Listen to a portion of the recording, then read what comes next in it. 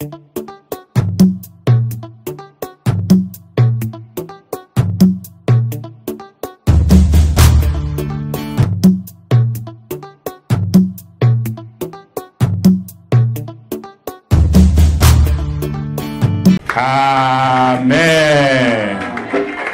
Amen. En tout cas, jusque-là, vous avez acclamé pour vous-même. Est-ce qu'on peut donner des bonnes acclamations à notre Dieu?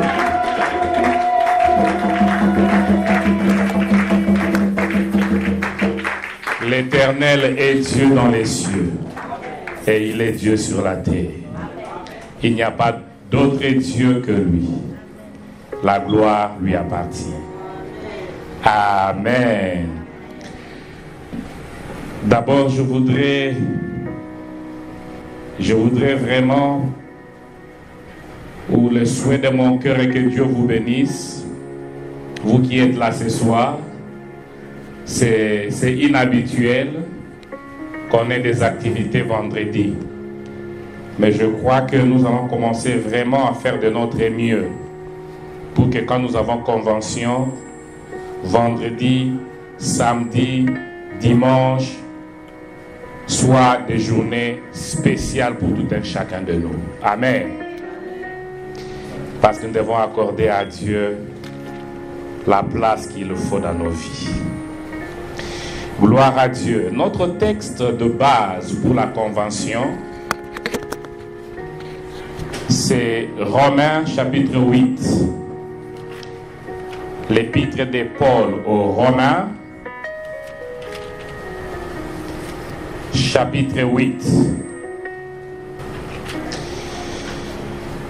Paul a écrit l'épître, on l'appelle aux Romains, pas au peuple romain. Alléluia. Mais il avait écrit cet épître aux chrétiens qui étaient à Rome.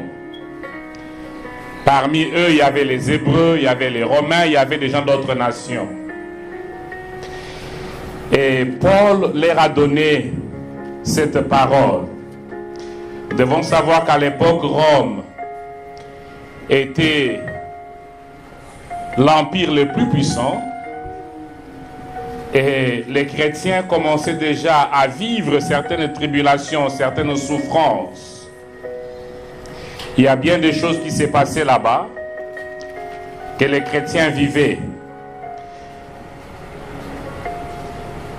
Je n'ai pas le temps cet après-midi pour essayer un peu d'entrer dans les détails de l'épître, mais je voudrais plus parler du verset qui nous concerne, Romains chapitre 8. Par rapport à tout ce qui s'est passé, Paul commence le verset ou le chapitre en parlant du fait qu'il n'y a plus de condamnation pour ceux qui sont en Christ. Au verset 18, il dit ceci: J'estime qu'il n'y a pas de commune mesure entre les souffrances du temps présent et la gloire à venir qui sera révélée pour nous. J'estime. Paul voulait ici encourager le peuple de Dieu.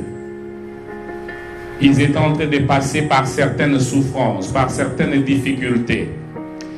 Dans peu de temps, je vais essayer un peu de donner certaines définitions pour nous permettre un peu à comprendre ce que nous voulons dire pendant ces 3 jours. Aujourd'hui, je vais circonscrire, c'est-à-dire, je vais essayer un peu de cadrer le thème que nous voulons parler pendant ces 3 jours, et dans les jours qui vont suivre, nous aurons à entrer un peu plus à profondeur. Ce matin, ou cet après-midi, voulais-je dire, je vais définir les mots, expliquer les mots, et après avoir expliqué, définir les mots, je vais essayer de circonscrire les domaines de cette gloire que nous sommes en train de parler. Je disais que Paul parlait à ses peuples Et il dit ceci, j'estime qu'il n'y a pas de commune mesure. C'est-à-dire, il est en train de comparer les souffrances à la gloire. Et il expliquait, ou il voulait faire comprendre aux enfants de Dieu que la gloire qui nous est réservée n'a pas de commune mesure par rapport aux souffrances que nous avons aujourd'hui. Alléluia. Je voudrais les rendre un peu plus simples. Chaque matin, tu vas au travail, il y a un salaire qu'on te paye. Il y a des gens, je prends les taux, hein, le plus bas des Tyson, c'est 16 $. Tu as été engagé, on te paye 16 $. Les 16 $, en d'autres termes, c'est la valeur de chaque heure que tu accordes à Tyson quand tu vas au travail. Il y a une mesure. Une heure égale 16 $. Quand tu pars à Tyson pour 8 heures, on te payera 16 fois 8. Si tu fais 40 heures à Tyson, on te payera 40 fois 16. Si tu fais le overtime, on te payera en fonction de ces choses. Il y a une mesure. Celui qui a fait 40 heures ne sera pas payé de la même manière que celui qui a fait 32 heures. Celui qui a fait 60 heures ne sera pas payé de la même manière que celui qui a fait 40 heures ou qui a fait 32 heures. Il y a une mesure qui a été définie pour qu'on puisse vous payer. Mais supposez qu'un matin, tu vas à Tyson, tu travailles de lundi à samedi, et puis le jeudi, ton chèque sort, tu vois, net à payer 15 000 $. Qu'est-ce que tu vas penser? Tu vas commencer à chercher, n'est-ce pas? Tu vas commencer à chercher. Mais j'ai fait 40 heures. Les 15 ici, est-ce qu'on nous a donné un bonus? Est-ce qu'on m'a fait un don? Et je suis sûr que tu ne vas même pas aller à la maison avec ces chèques. Tu vas rapidement voir ton superviseur parce que tu as même peur de voler Tyson, n'est-ce pas? Parce que l'argent qu'on te paye n'est pas une commune mesure du travail que tu as accompli. Est-ce que vous comprenez? Vous comprenez? Il n'y a pas de commune mesure. Je fais 40 heures, mon chèque ne peut pas être 15 000 $. Mon chèque ne peut pas être 20 000 $. Je fais 40 heures, en principe, je devais avoir 500, 600. Ça, c'était normal. Mais quand tu vois 15 000 $, tu vas te poser des questions. Tu vas peut-être chercher d'abord Maman Julie. Maman Julie, regarde un peu mon chèque, je ne comprends pas. Ou tu vas aller chez ton superviseur. Mais je ne sais pas comment vous l'appelez. Je ne comprends pas. Qu'est-ce qui se passe ici dans mon chèque? Parce que tu sais que si tu bouffes les 15 000 $, Tyson va revenir après. Hein? N'est-ce pas? Ah. Mais la Bible dit, Paul dit ici, les souffrances que nous subissons actuellement n'a pas de commune mesure par rapport à la gloire qui sera révélée. Vous comprenez? C'est-à-dire que la gloire sera tellement glorieuse, permettez-moi cette expression, que tu vas te rendre compte que c'est comme si je n'avais même pas souffert. Je n'avais pas souffert. Il n'y a pas de commune mesure. En fait, Paul voulait faire aider les enfants à comprendre que ne nous décourageons pas à cause des souffrances. Ne lâchons pas prise à cause des souffrances. N'abandonnons pas le Seigneur à cause des souffrances. Parce que la gloire à venir n'aura pas de commune mesure par rapport aux souffrances d'aujourd'hui. Alors, je vais relever après les définitions. Je voudrais d'abord donner les définitions. Et puis je vais relever deux choses tout simplement. Comme j'avais dit ici, nous allons nous arrêter là pour aujourd'hui. Et on va continuer demain. J'aimerais d'abord nous aider à comprendre qu'est-ce que la Bible appelle souffrance et qu'est-ce que la Bible appelle gloire. Premièrement, je vais utiliser juste un mot grec pour nous aider à comprendre. Quand il est question de souffrance, tel que Paul parle ici, de quoi est-il question? Le mot souffrance, il y a un mot grec qui veut signifier souffrance. Il y en a beaucoup, mais je vais juste m'arrêter à celui-ci. Ce mot-là, c'est en grec pathéma. Pathéma. Pathéma. Pathéma a le sens de ce que quelqu'un est en train de souffrir dans sa vie. Ce que tu es en train d'endurer dans ta vie. Voyez-vous, tu peux me donner un coup, j'ai mal. Ce mal-là sera pour quelques minutes, n'est-ce pas? Mais il y a certaines maladies ou certains problèmes qui peuvent te faire souffrir pendant très longtemps. Tu as mal à la tête tous les jours quand tu te réveilles, par exemple. Ou bien il y a un souci dans ton cœur tous les jours. J'ai vu des gens ici, par exemple, je peux donner comme un exemple de maman. Ils sont arrivés aux États-Unis. Les enfants étaient à Kinshasa. Chaque fois qu'ils voient quelqu'un passer avec son enfant, ils commencent à pleurer. Ça, c'est la souffrance.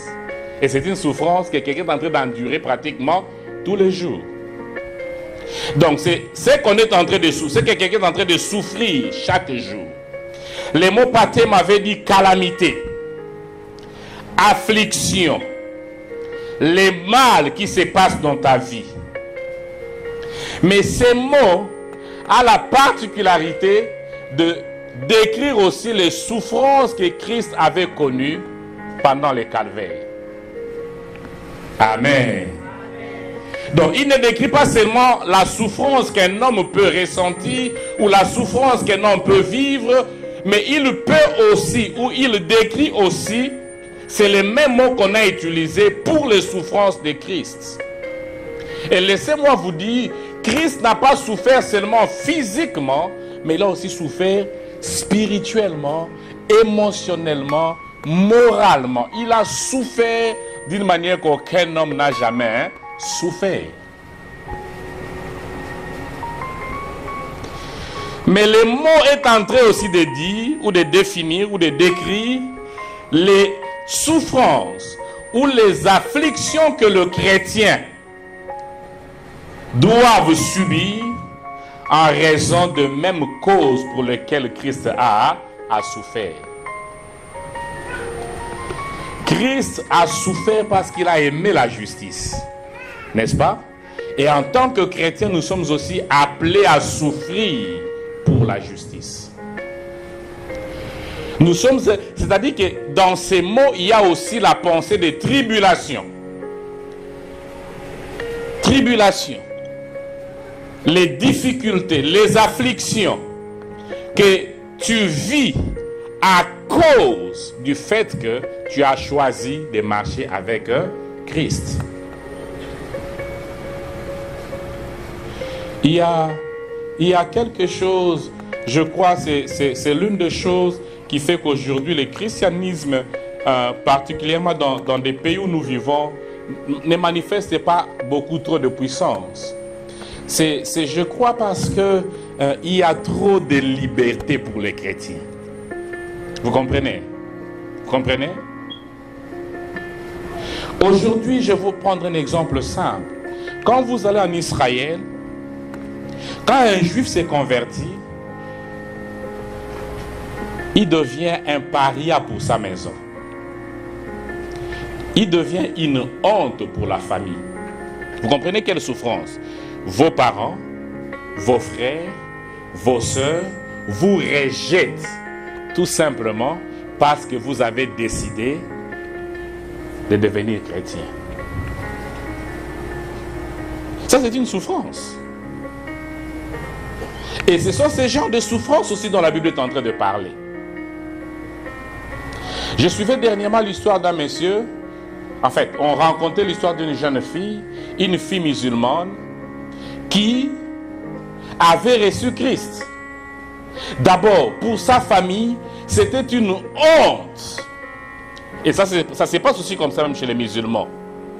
C'était une honte pour la famille que leur fille ait décidé de recevoir Christ. Alors, tellement ça devenait une honte pour la famille, son papa a décidé de le donner en mariage à un musulman. Comme dans ces pays, l'homme a le pouvoir total sur la femme, ils se sont dit sûrement, son mari va l'obliger à abandonner ces choses, son mari va lui imposer l'islam et ma fille pourra revenir sur la bonne voie. Et c'est ce que cet homme avait décidé de faire, mais sa fille, à cause du fait qu'elle avait choisi la voie du Seigneur, a même refusé ce mariage. Alors, le papa a commencé à frapper sa fille. Il fouettait sa fille. Et puis du coup, il a jeté le fouet. Il a commencé à pleurer et à demander pardon.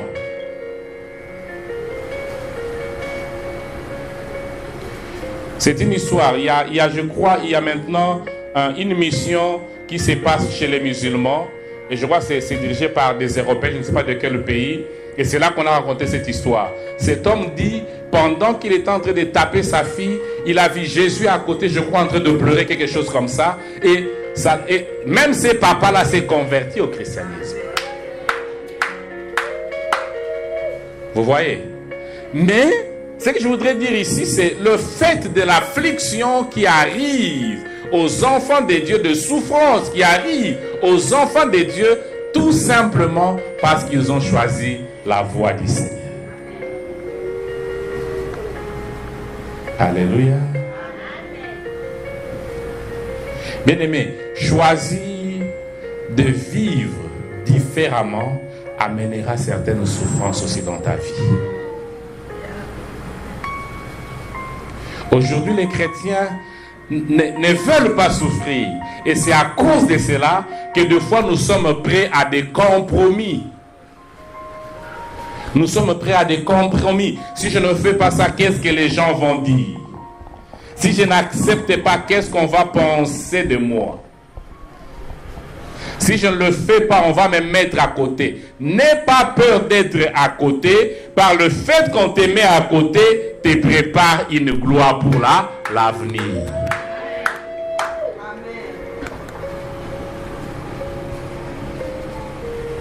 Les souffrances. Donc, j'étais en train de parler, de définir c'est quoi la souffrance, et je voulais un peu expliquer en donnant quelques exemples. Le deuxième mot important ici, c'est la gloire. C'est quoi la gloire? Quand Paul est en train de dire les souffrances du temps présent n'ont pas de commune mesure avec la gloire qui nous est réservée. C'est quoi la gloire? Je prends deux mots, un en hébreu et un autre en grec. Et j'aimerais déjà dire d'avance que les deux ne présentent pas la gloire de la même manière. En hébreu, la gloire vient des mots qu'on appelle kabod. Kabod. K-A-B-O-D. Écrit ça seulement comme ça, kabod. Je crois que nous connaissons tous l'histoire des jours où l'on a pris l'arche.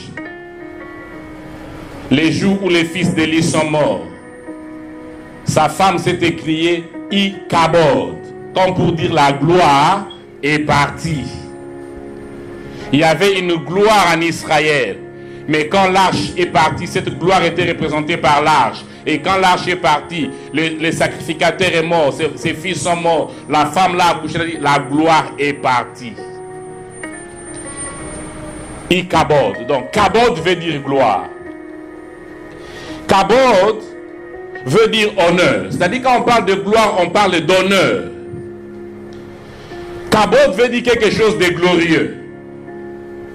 Je suis en train un peu de répéter les mêmes mots. Quelque chose de glorieux. Kabod veut dire aussi abondance. En fait, le mot kabod a l'essence de poids. Poids, les poids. Tu pèses combien? Les poids. La gloire, c'est comme quelque chose qui pèse. C'est quelque chose qui pèse. Vous comprenez un peu? C'est quelque chose qui pèse. Dans la pensée de l'Ancien Testament, la gloire, c'est quelque chose qui pèse. C'est pourquoi dans le mot kabod, on voit aussi la pensée de l'abondance. C'est-à-dire que là où il y a l'abondance, ça veut dire qu'il y a la gloire là. Là où il y a la richesse, la gloire est là. Kabod veut dire aussi splendeur. C'est-à-dire là où il y a de l'éclat. Alléluia. Là où il y a de l'éclat, la gloire est là. Kabod veut dire aussi dignité. Dignité. Nous voyons aussi la position. Vous comprenez? La position. La position que tu occupes, c'est aussi une gloire. Kabod veut dire aussi réputation. Quelle réputation? Ta réputation, c'est ça qui fait ta gloire. Quand j'étais en train de penser à ces mots, je me suis souvenu, il fut un moment à Kinshasa, on appelait certaines femmes bah maman ya kilo. Vous savez ça? Les enfants peut-être ne savent pas.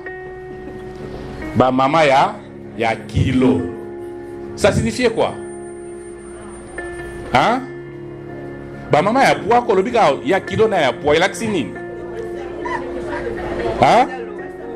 C'était les femmes d'honneur, n'est-ce pas? Basi bazaki na mbongo. N'est-ce pas? Donc, la maman, les mamans de poids. Na fait aussi matin. Maman a kilo. Les mamans de kilo ont considéré les femmes qui avaient beaucoup d'honneur. C'est-à-dire qu'on a utilisé ces termes peut-être sans trop comprendre ou sans connaître l'origine, mais c'est venu comme... Il y a quelque chose que des fois j'aime à Kinshasa. On lance des mots et au fond, nous analysons que ces mots-là avaient un sens vraiment très bien. Ma maman a kilo, c'est-à-dire c'était des femmes d'honneur. Et à l'époque, on te dit, ma maman a kilo. Si tu n'as pas les kilos, tu ne t'approches pas.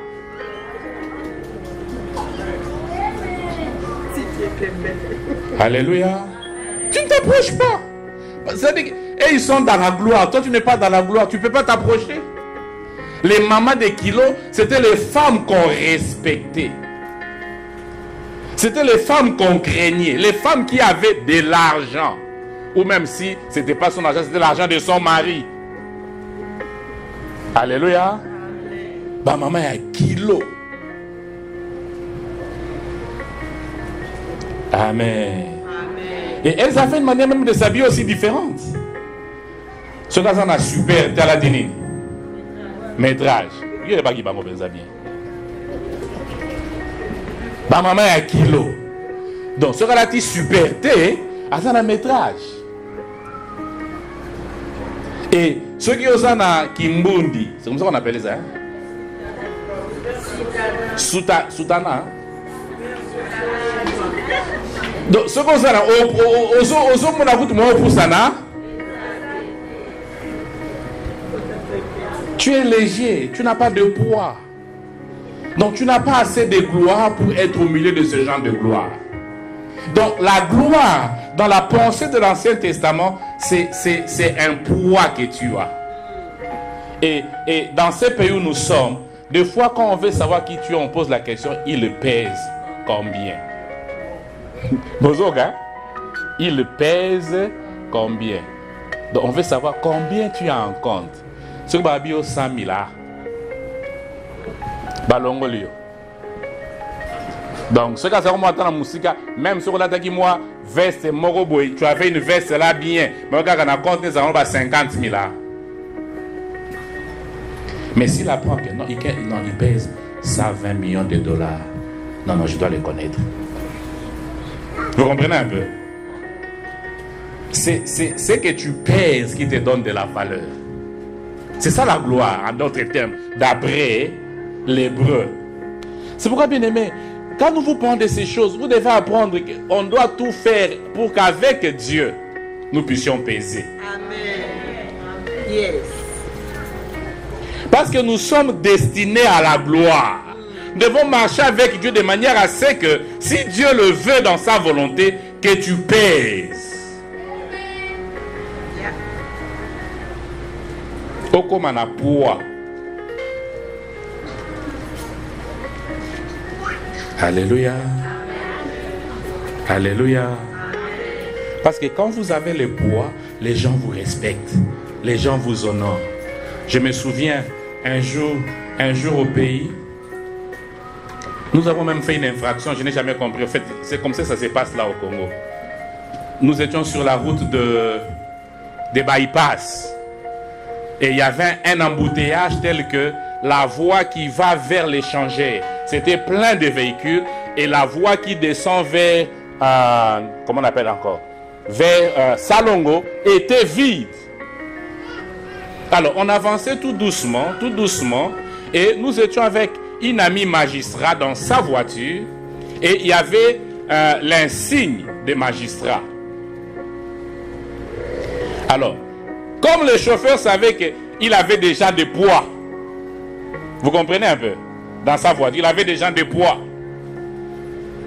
Moi, j'étais assis là, j'avais une chemise en boubou, je crois. J'étais assis devant. Déjà, mon ventre commençait à faire voir un peu un petit ventre. Alors, j'étais là assis devant. Le chauffeur se dit, j'ai un magistrat, j'ai un assistant. Et puis, il y a l'insigne ici, allez, il prend l'autre route là. On arrive juste au croisement, la route qui vient de Super Lemba pour arriver à Bypass.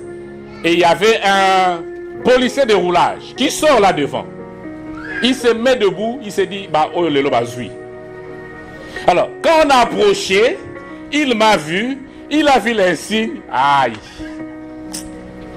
Il a seulement fait ça. Et il a quitté la route. Vous comprenez? Qu'est-ce qu'il s'est dit? Ces gens sont des gens d'honneur. Je ne peux pas les arrêter. Il a laissé la route. Nous sommes passés. Et il y a eu un chauffeur qui était malheureux, qui s'était mis derrière nous. Lui n'avait pas de poids. Vous comprenez? Il nous a suivis, mais il n'avait pas de... Alors, vous vous imaginez toute la colère qui devait déverser sur nous. Ça tombait où? Bien-aimés, que Dieu fasse que vous puissiez peser dans ces pays. Que Dieu vous fasse la gloire, la grâce que vous puissiez peser. La gloire, ce sont les honneurs.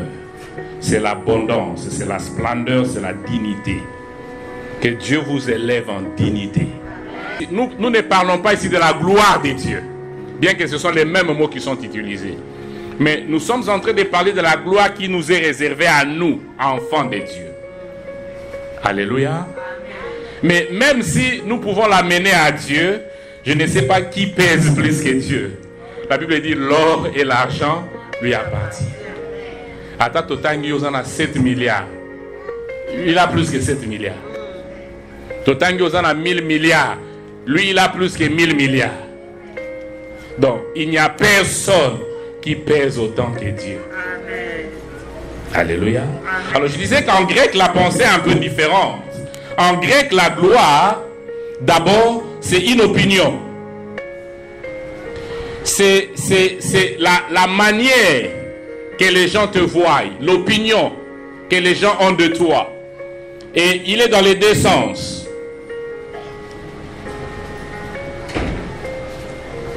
C'est la manière dont les gens t'estiment. Évidemment, les mots au départ dans le grec, c'est l'opinion dans les mauvais sens tout comme dans les bons. Donc, tu peux avoir une gloire mauvaise, tout comme tu peux avoir une gloire bonne. Amen. Ayebana mabe. Mais tout comme aussi, mais la Bible, dans le Nouveau Testament, les mots dans les langages courants, je dis, a les deux sens. Mais dans le Nouveau Testament, on l'a plus utilisé dans les sens positifs. C'est-à-dire une bonne opinion, une renommée. Donc, c'est dans le Nouveau Testament le sens d'une bonne opinion concernant une personne. Et cette opinion conduit à la louange, à l'honneur et à la gloire de cette personne.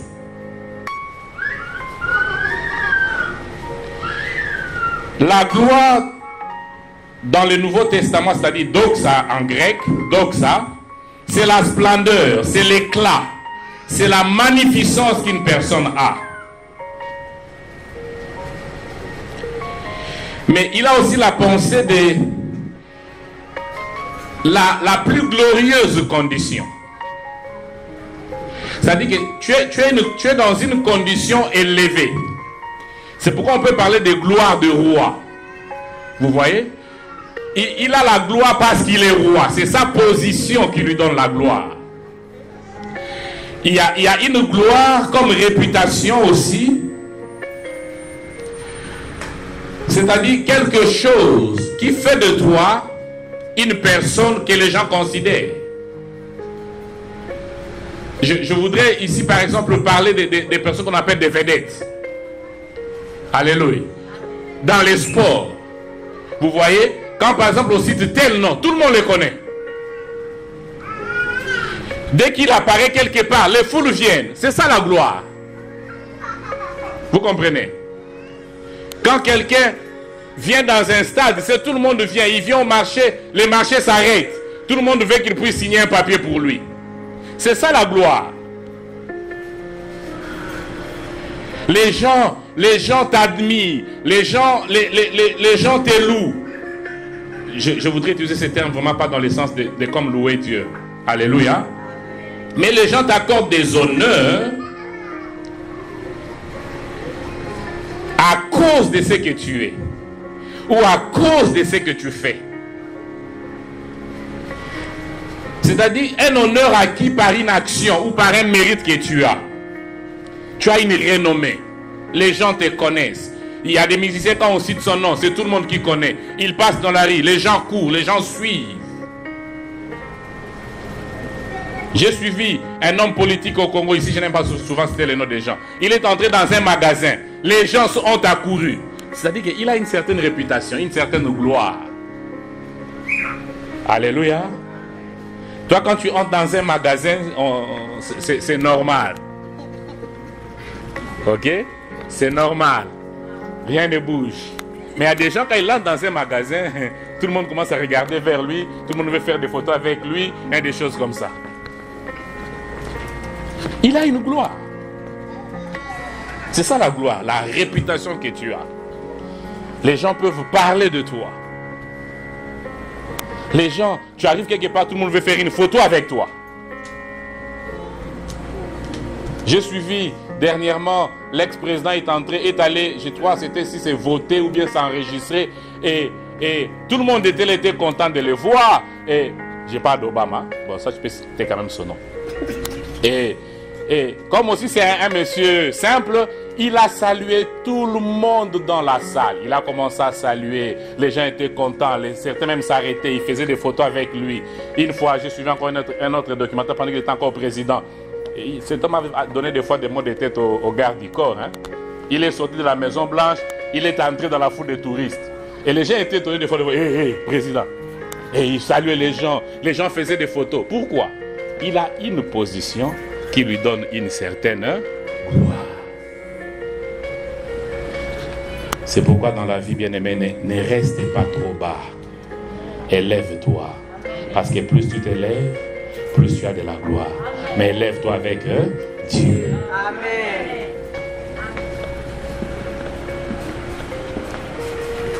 Je crois que c'est ce que je pouvais dire par rapport au monde. Le temps est vraiment parti. Ça m'a pris pratiquement tout le temps. Mais j'aimerais quand même dire deux choses rapidement avant de pouvoir terminer. Bien-aimé, il n'y a pas de gloire dans la vie d'une personne sans souffrance. Amen. Et il n'y a pas de gloire sans souffrance.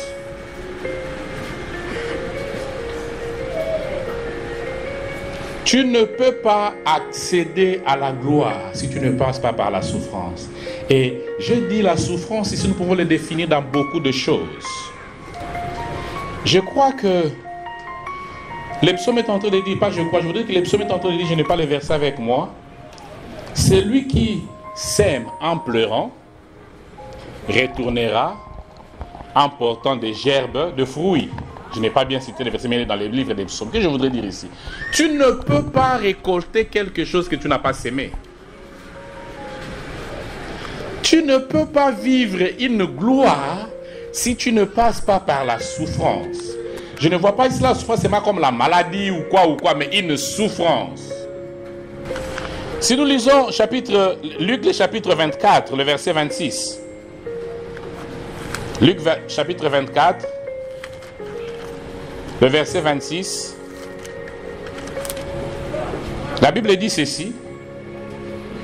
Alors Jésus leur dit,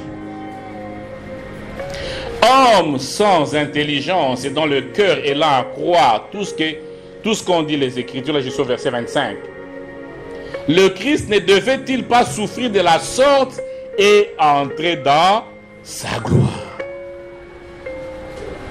Il devait d'abord souffrir avant d'entrer dans la gloire. C'est d'abord la souffrance et puis après la gloire. Il y a des gens qui veulent devenir grands sans jamais payer les prix pour devenir grands.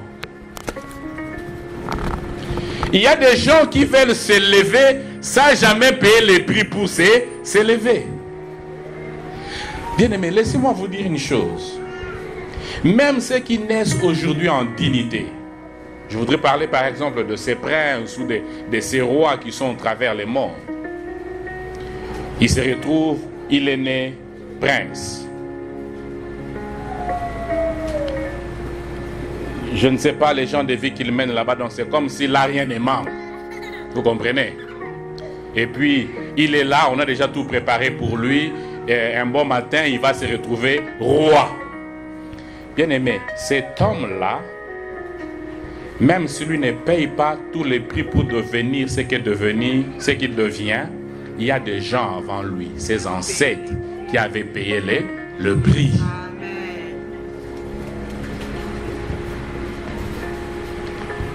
Et même si nous pensons deux fois c'est facile, j'ai suivi dernièrement quand ma compatriote a eu le privilège d'épouser le prince de l'Angleterre.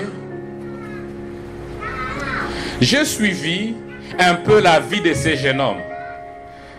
Bien aimé, des fois, on pense que les choses sont faciles pour ces gens, mais ce n'est pas aussi facile que ça. Alléluia. Amen. Parce que si tu nais dans la maison de prince, dans la maison du roi, tu es prince. D'abord, tu dois savoir que tu ne vivras pas comme tous les enfants. Vous comprenez? Si les autres enfants ont le choix d'aller se baigner même dans les eaux des marigots, toi tu ne pourras pas. Alléluia. Amen. Il grandissait, tous ses faits et gestes, on en parle à la radio. Donc, il n'a pas... Combien de jeunes gens en Angleterre ont déjà fumé, je ne sais pas, la marijuana ou je ne sais pas quel genre de drogue. Les jours où lui a seulement essayé, c'était tout l'Angleterre qui en parlait. Alléluia. Au point qu'à un moment donné, on a commencé à le considérer comme un prince rebelle. Parce qu'il faisait... C'est-à-dire que dans sa vie, il a besoin d'être comme tous les jeunes, mais les protocoles royaux lui disent non, toi tu ne peux pas faire ça, toi tu ne peux pas faire ça, toi tu ne peux pas... Vous pensez que c'est facile?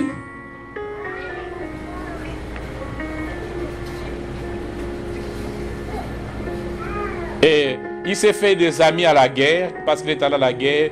J'ai aimé, il est allé voir un de ses amis qui était blessé, et il dit, quand il est là, il se sent comme tout le monde. Avec ses amis, il peut boire, il peut danser. Et quand il rentre dans les palais, les choses changent. Il y a un prix à payer pour qu'il devienne roi un jour. Il y a un prix à payer. Vous vous rendez compte? Vous n'avez même presque plus de vie privée quand vous êtes dans ce niveau-là de dignité. Au Kosoli Batoualobi, il fallait qu'on soit à gauche, n'est pas à droite. Alléluia. C'est pas facile, hein? Donc, Kosoli Kamouke, Poigna Kosoli qui fallait que Boko Boya Tchaki Boypoani. Donc, je suis en train de vous dire, bien aimé, que on ne peut pas vivre la gloire sans souffrance. Christ dit, c'est lui-même qui parle à ses disciples, il dit, ne fallait-il pas que le Christ souffrisse ces choses afin qu'il puisse entrer dans sa gloire? Il est né miraculeusement, il est venu sur la terre, mais avant qu'il puisse entrer dans sa gloire, il devait souffrir. Il n'y a pas de gloire sans souffrance. Tu ne peux pas t'élever dans la vie sans accepter certaines sortes ou certaines formes de souffrance. On dit au Congo,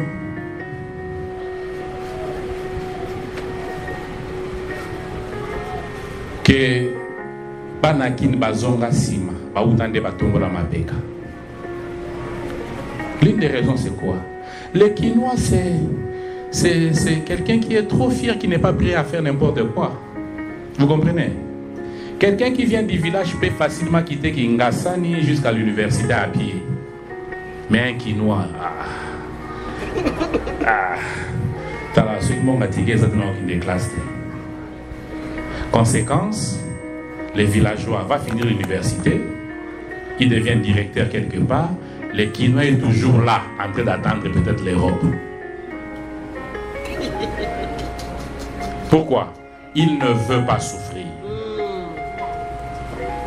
Et puis même quand il attend l'Europe là, c'est pas qu'il se débrouille pour trouver l'argent. Il faut pas y aller débattre de là.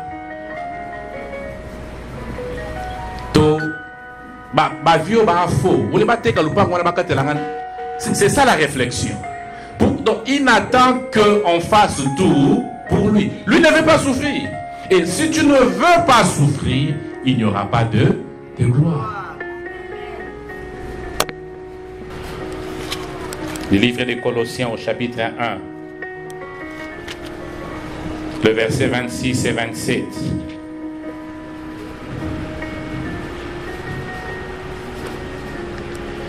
Les mystères cachés de tout temps et à toutes les générations, mais dévoilés maintenant à ses saints, à qui Dieu a voulu faire connaître quelle est la glorieuse richesse de ces mystères parmi les païens, c'est-à-dire Christ en vous, l'espérance de la gloire. Christ en vous, l'espérance de la gloire. Mais si tu as Christ en toi, c'est que tu es destiné à la gloire. Et Paul le définit comme un mystère caché de tout temps, que Dieu révèle maintenant. Christ en toi, c'est l'espérance de la gloire. Dieu nous a destinés à la gloire. Il ne nous a pas appelés pour que nous soyons seulement ce que nous avons toujours été.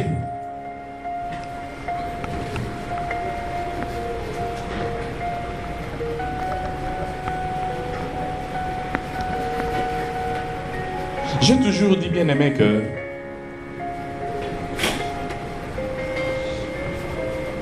il y a des contacts que tu peux faire et qui changent ta vie. Alléluia. Amen. Il y a des contacts que tu peux faire. C'est pourquoi je vous encourage. Ne vous limitez pas seulement à avoir pour frère ou ami Johnny. Quand tu commences à compter tes frères, Johnny, Johnny, Annie, vous pesez combien vous tous? Qui va élever l'autre? Personne. Alléluia. Cherchez par tous les moyens, sauf le péché, à devenir ami des gens qui sont plus élevés que toi. Amen. Parce que si tu as un ami qui est millionnaire, il peut t'attirer vers les millionnaires. Amen. Vous comprenez? Amen. Est-ce que vous comprenez ça? Alors maintenant, si tu as pour ami Dieu, les dieux à qui appartient toute la gloire, et toi tu vas toujours rester minable. C'est pourquoi la Bible dit, Christ est en vous, l'espérance de la gloire. Parce que je suis attaché à quelqu'un de glorieux. Je suis attaché à une personne à qui toute la gloire appartient. Mon frère, est-ce que tu peux t'approcher du soleil et tu restes ce que tu es?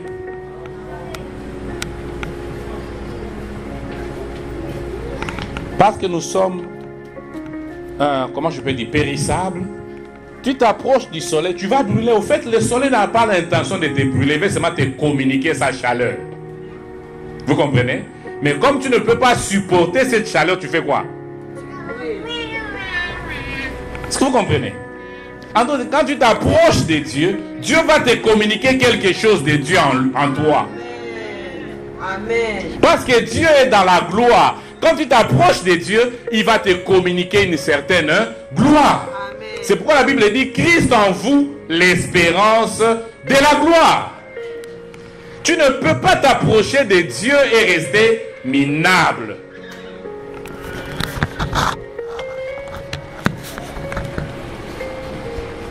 Alléluia. Nous sommes un peuple destiné à la gloire. C'est pourquoi Paul dit que il y a une gloire à venir. Il y a une gloire que Dieu nous a réservée. Et parlant de cette gloire, je voulais dire ceci. Il y a une notion théologique, il y a beaucoup de versets que je n'ai pas lu, vous pouvez lire à la maison 2 Corinthiens chapitre 4 verset 18. Quand je parle il n'y a pas de souffrance sans gloire, 2 Corinthiens chapitre 4 verset 18. Alors je suis en train de dire que si nous sommes un peuple appelé à la gloire, il y a deux aspects que l'on doit considérer dans cette gloire à venir. Paul dit, les souffrances du temps présent ne sont pas comparables à la gloire qui est, non pas de commune mesure avec la gloire qui est à venir. Et quand nous parlons de la gloire qui est à venir, bien aimé, je disais que nous devons considérer deux notions. Il y a deux notions théologiques que je voudrais soulever ici. On appelle ces deux notions les déjà là et les pas encore là. Le déjà là et les pas encore là. En Matthieu, Jésus dit ceci: si c'est par le droit de Dieu que je chasse les démons, c'est que le royaume de Dieu est au milieu de vous. Amen.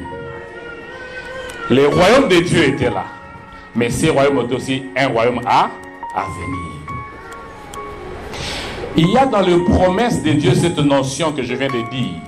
Des fois, quand Dieu fait certaines promesses dans la Bible, ces promesses révèlent ces deux aspects. L'aspect du déjà là et l'aspect du pas encore là.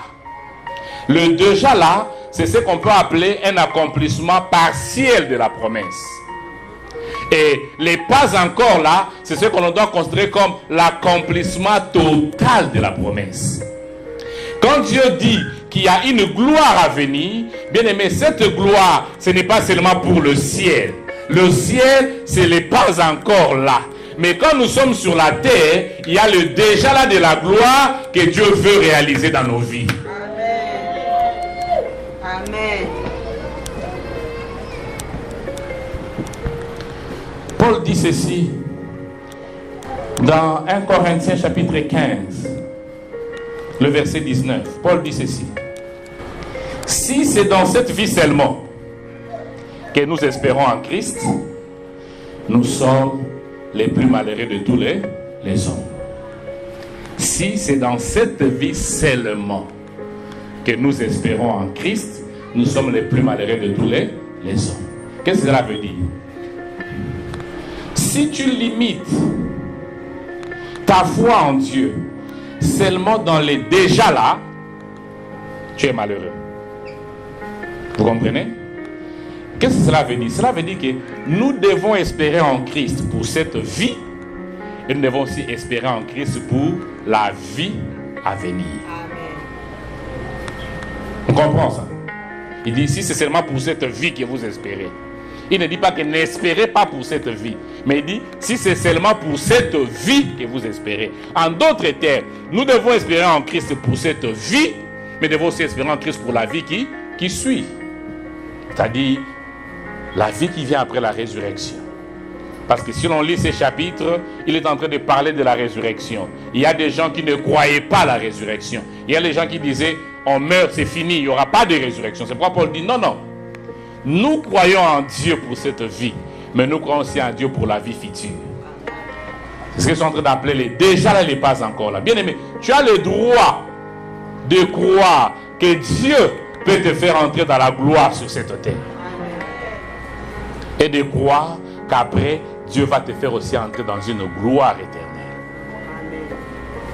Donc, il y a ces deux domaines de gloire. Quand Paul est en train de parler de la gloire à venir, il parle de la gloire à venir, pas seulement au ciel, mais la gloire à venir que tu peux expérimenter sur la terre. C'est ce que j'appelle le déjà là.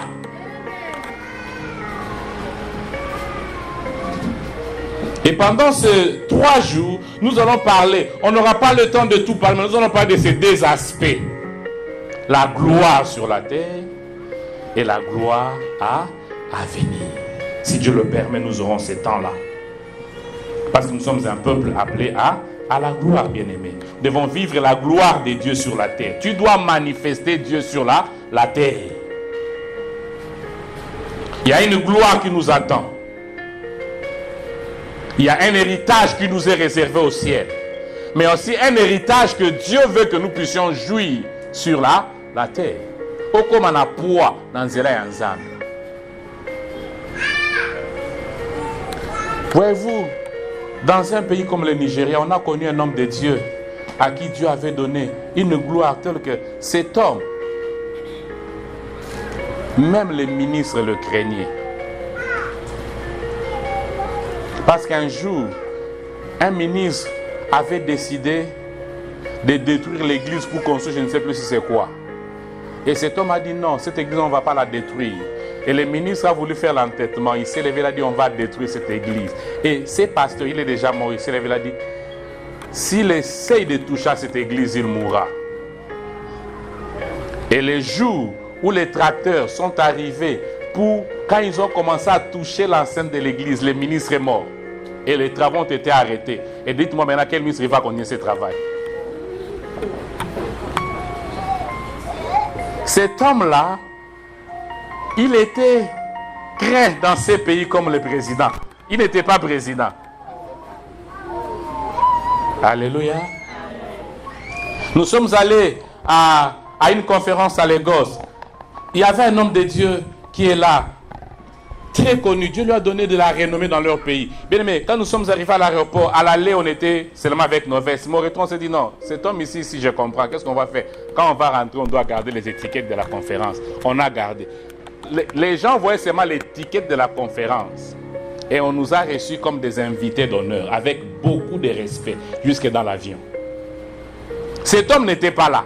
C'était seulement l'étiquette de sa conférence. Dieu lui a donné la gloire, les honneurs.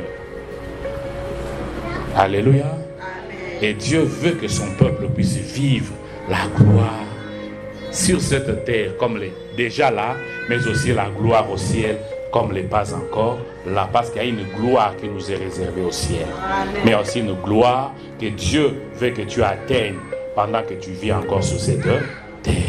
Parce que Christ en vous, c'est l'espérance de la gloire. Amen. Amen.